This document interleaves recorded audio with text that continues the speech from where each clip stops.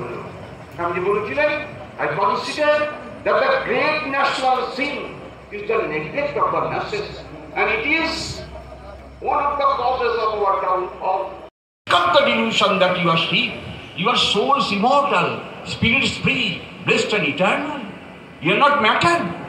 You are not bodies. The matter is your servant, not you the servant of matter. জীবনী সত্য সার তরঙ্গ আকুল নিয়মন মতামত দর্শন বিজ্ঞান ত্যাগ ভোগ বুদ্ধির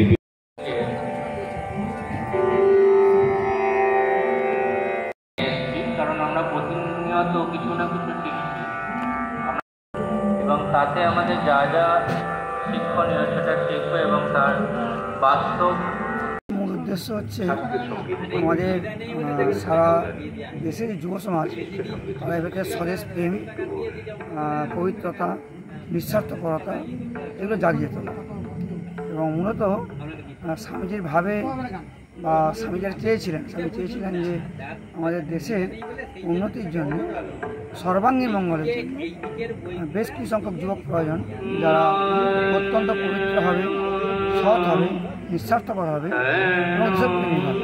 এই যুব গোষ্ঠী গঠন করা এটাই শিবিরের উদ্দেশ্য। থেকে এসেছেন এবং কতজন শিক্ষার্থী আছে? আমাদের একটি সর্বভারত সংগঠন আছে, অখিল ভারত বিবেকানন্দ যুব মণ্ডল যার নাম, তারই একটি অনুমোদিত কমিটি হলো পূর্ব মেদিনীপুর, পশ্চিম মেদিনীপুর, ঝাড়গ্রাম জেলা ডিস্ট্রিক্ট মনিটরিং কমিটি। এই 3 জেলায় আমাদের মোট 102টি কেন্দ্র আছে যেখানে মহামণ্ডলীয়ভাবে কাজ হয়।